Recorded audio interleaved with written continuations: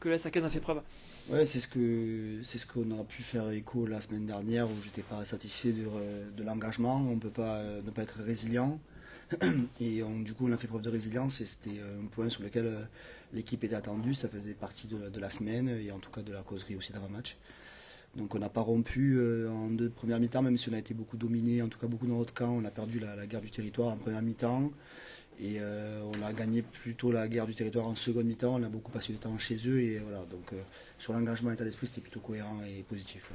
Ce qu'on retient, c'est ces 20 premières minutes, vous êtes dominé, vous ne sais pas, on sent cette défense qui prend le dessus dans les duels. Ça aussi, c'est quelque chose que tu as constaté, remarqué ce soir? Ouais, on fait écho de ça, on essaie d'y réfléchir et on se dit en haut, juste en début de match, on sort mal de notre camp surtout, on ne gagne pas le territoire et on prend beaucoup de pression.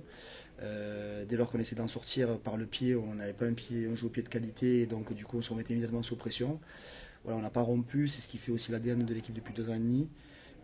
Pour autant, voilà, s'il y a des matchs où ça ne nous sourit pas, ça fait 2 matchs à l'extérieur avec Mont-de-Marsan, on a un petit peu la même physionomie, un petit peu de match.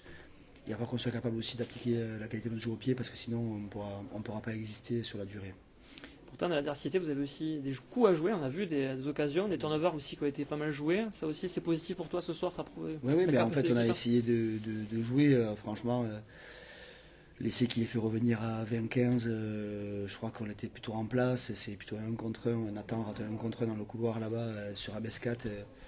J'avais pas le sentiment qu'on était en danger, on a été plutôt plus on se rapprochait de la ligne, plus je trouvais qu'on avait monté en agressivité et en intensité, et c'était plutôt bien. Et après, sur un contre un, c'est chiant de prendre cet essai qui vient à 15-20. Celui qui vient juste avant, on est à 14 et il manque l'arrière sur le R3, donc il joue la bonne zone, Jules Dubec étant dehors, du coup, impossible de le défendre le coup. Voilà, il fallait laisser une zone de libre et on a laissé celle-là. Et on a plutôt bien défendu proche et c'est vrai que sur le tir extérieur on s'est fait battre sur la vitesse, ce qui paraît pas logique mais plutôt pas illogique au vu du carton jaune. Il y a un côté rassurant pour toi, cette réplique-là, cet orgueil quelque part là de l'équipe qui proposait ce soir à Béziers, qui était Non, au départ une terre hostile un petit peu. en fait il y a 2 options. Le public de connaisseurs ou celui qui a envie de lire entre les lignes il a vu la semaine dernière quelque chose un management de rugby qui sort pas de l'ordinaire, quelque chose qui se fait partout et tout le temps. Celui qui un supporter juste occasionnel, il va y voir et y confondre celui qui va à l'entreprise le matin, bien évidemment, c'est leur métier aujourd'hui, mais ça reste un sport, le rugby, il y a des valeurs. La prise de parole la semaine dernière, elle n'était pas réfléchie, elle était juste naturelle. Et la caméra, j'en ai rien à carrer, je ne savais pas qu'elle était là. Pour autant, je suis nature peinture avec les mecs et quand déplaise à beaucoup, 2 points. Le premier, c'est qu'il n'y a aucun des joueurs qui a fait la remarque dès la réunion des sages le dimanche matin. Ils auraient pu faire écho, comme ils ont souvent écho à des choses importantes. Et le deuxième point, je trouve dommage qu'après une défaite, oui, en effet, c'est à la manière, certains de nos supporters sont désolidarisés du groupe et on fait défaut aujourd'hui. J'entends que les déplacements sont durs, mais je trouve que dans l'adversité, ce club, il est la cotation de budget du championnat. Ce club, il a 16 ans d'existence et on a joué une phase finale l'année dernière, mais je crois que les gens, ils ont des raccourcis trop simplistes. Donc, moi, je suis content d'être avec cette équipe-là. J'ai la capacité de dire aux joueurs quand je suis pas content, et je l'ai fait la semaine dernière. Je ne l'ai pas reparlé une seule fois de la semaine de ce qui s'était passé. On a fait la séance vidéo classique du dimanche. Voilà, c'est dans ces vidéos, quand tu perds, le ton monte, ou en tout cas l'énergie est présente. Ils l'ont fait entre eux. Moi j'étais là, mais c'est les joueurs qui ont pris le lead, donc c'était une bonne option. Et il suffit juste de regarder les joueurs qui sont venus me prendre dans les bras à la fin pour regarder si le discours avait de l'effet ou pas. Donc quand déplaise à certains encore une fois, à bon entendeur. Il y a une suite, hein, Agen, la réception la semaine prochaine Ouais. à Achenzi. J'imagine que tu as déjà basculé sur ça. Ouais, En on a tant que déjà technicien. basculé en tant qu'entraîneur, tu bascules très tôt dans la semaine, dès le jour off, tu tiens de basculer, et le matin du match aussi, donc on a terminé ce matin la stratégie pour Agen évidemment. Aujourd'hui on n'arrive pas à enchaîner de dynamique et c'est notre problème. C'est pour ça que les joueurs disaient ils avaient du mal à se lancer dans la saison. On a la possibilité, après 2 jours de repos, demain et dimanche, d'avoir une semaine très courte, mais de recevoir à Chanzy. Et les joueurs auront à cœur aussi de faire honneur à nos supporters et au public, à nos partenaires, parce que la dernière prestation à domicile n'est pas digne d'une équipe de Pro D2, et je le répète. Parce qu'on ne doit pas avoir ces standards-là, et quand on n'a pas de standards-là, ça sert à rien de se cacher. Et quand il y a un chat noir qui passe dans la rue, on n'appelle pas un chat gris. Moi, quand un chat noir il passe dans la rue, je dis que c'est un chat noir. Quand c'est un chat bleu, ça n'existe pas, mais ça pourrait être un chat bleu. Voilà, quand c'est un cheval, c'est pas un chien. Donc j'appelle un chat un chat. Ton œil, ton sentiment sur l'SBH, la situation du club, toi qui habites Roy bien sûr. Ouais, et puis Port-Tirani, mon fils joue en U14 et demain il va jouer en surclassé en Super Challenge, donc je vais aller le voir. Donc c'est vrai que je suis content pour la première fois en 3 ans de pouvoir gagner égoïstement. Après, comme j'ai pu le dire à Paul, journaliste du Midi que tu connais bien, je trouve dommage que l'histoire en fait, du club moi, me parle. Voilà, il ne faut pas rester insensible. Ce matin, on était à Maginot hier soir chez Petit Pierre, les joueurs et le staff. Ce matin, j'ai amené les joueurs à Valras et chez Michel Fabre. Voilà, je leur ai expliqué que Michel, dans l'histoire du rugby français, détient un record. C'est celui d'avoir marqué la saison 79-80 11 essais en un seul match. Les c'était à 4 points, donc 44 points dans une même partie. Et donc j'ai expliqué aux joueurs qui a été Michel Fabre. Donc à part Corentin Glénat qui le connaissait, personne ne le connaissait. Mais c'est vrai que voilà, aujourd'hui, moi je suis né à Béziers, je suis né à Champeau, je vais dire Saint-Privat, mais je suis né à Champeau, comme mes enfants, et je suis voilà, très inconfortable avec ce qui se passe aujourd'hui. Il y a tout pour réussir, il y a une histoire incroyable dans ce club, il y a un public habituellement incroyable, il y a voilà, une ville qui est toujours derrière son équipe, et je trouve dommage que certains ne nagent pas dans le même sens du courant.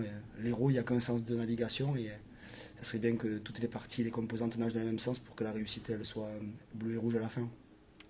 Merci. Merci Alex. Merci. Allez, ciao, bon retour. Je te rends le micro. Pardon. Bonsoir. Bonsoir. Allez, on enchaîne. Bonsoir, Corentin. Bonsoir. Allez, c'est parti. Un succès, j'imagine, qui fait du bien. Après ce qui s'est passé face au RIAC, il y a pas mal de choses qui sont passées. Comment tu as vécu ça, toi, sur le terrain? Ben, c'est exactement le mot, ça fait du bien à la tête. On était venu en mission ici, on a préparé ça depuis dimanche, le retour de RIAC. Un match voilà, qui doit nous servir de leçon. On a tous conscience qu'on est passé à côté de ce match. On a vite, je pense qu'Alex l'a souligné, on a réussi à passer rapidement à autre chose et se projeter rapidement sur Béziers, parce que le bloc de 4 matchs va s'enchaîner très vite. On rejoue jeudi contre Agen. Mais non, voilà, on est content d'avoir rattrapé entre guillemets cette mauvaise prestation la semaine dernière. Il y a besoin de ce coup de gueule, de cette semence un petit peu pour réveiller les troupes et essayer de rebondir, ou c'est quelque chose de passager pour toi là? Non, on a l'habitude de se dire les choses. Enfin, Alex a l'habitude aussi de nous dire les choses. Généralement, c'est plus dans le vestiaire que les choses se disent. Là, ça a été fait sur le terrain à chaud, mais voilà, nous, ça nous fait ni chaud ni froid, entre guillemets, dans le sens où on a plus ou moins l'habitude. Là, c'est qu'il y avait une caméra qui filme à ce moment-là, mais Alex nous dit les choses et le groupe aussi se dit les choses. Donc disons qu'on a plutôt l'habitude de ça. Dans ces situations-là, on a tendance à être un petit peu plus restrictif. C'est ce qu'on a vu au départ. Vous avez été beaucoup dans le jeu d'occupation, vraiment vous rassurer sur ça. Et au fur et à mesure, vous avez essayé de construire votre succès par votre défense, par pas mal de choses. Exactement. C'était un peu les mots-clés. L'occupation, le jeu au pied de pression, qui n'a pas été parfait du tout. Mais voilà, s'appuyer sur nos bases et nos points forts qui sont aussi notre défense. Aujourd'hui, je pense qu'on peut, et je souligne haut et fort le match de nos avants. Si on gagne ce soir, c'est en partie grâce à eux, et on a réussi à prendre le match bout à bout et à mettre les ingrédients pour amener la victoire à la fin. Il y a cette discipline aussi ce soir qui vous suit, face à BG qui a été énormément pénalisé. On vous a senti aussi un petit peu mieux dans ce registre, en tout cas, face au Biterrois. Ouais, c'est un secteur qu'on travaille qu'on travaille beaucoup depuis quelques années déjà. C'est un secteur qui nous a fait pas mal défaut depuis le début de la saison. Et aujourd'hui, on fait, je pense, le match un peu parfait à l'extérieur, avec ce plan de jeu qui était simple et clair, s'appuyer sur la défense, l'occupation et la discipline, et les choses faites. Quel sentiment vous a traversé quand Béziers revient à 15 à quelques minutes de la fin? On se dit quoi là, ça peut vous échapper? Ouais, après, c'est dans ces moments-là où il ne faut pas douter et se mettre martel en tête. On se fait peur. La chance qu'on a ce soir aussi, c'est que les buteurs adverses ratent beaucoup de points au pied, peut-être 15 je crois si le compte est bon. Et voilà, il faut qu'on prenne conscience aussi que s'ils ont acquis ces points-là au pied, eh ben, le match on le perd, même sans cet essai en fin de match. Donc on a de la réussite et il faut savoir gagner parfois moche et je pense que c'est ce qu'on a fait ce soir. Prochaine étape, réception d'AG1 à Shanzi, essayer d'effacer ce qui s'est passé face au Aurillac et valider ce qui s'est passé ce soir face à Béziers. Exactement, ouais. Je pense qu'il va falloir qu'on travaille dur déjà cette semaine et essayer de proposer autre chose. Enfin, c'est pas essayer, on va proposer autre chose de ce qu'on a fait contre Aurillac. Parce que c'est un gros morceau qui arrive à Chanzy et bizarrement, on a, un peu comme la saison passée, la faculté à aller gagner des matchs à l'extérieur et les perdre à domicile. Donc, essayer de remettre l'église au milieu du village et commencer aussi par ramener des points à Chanzy.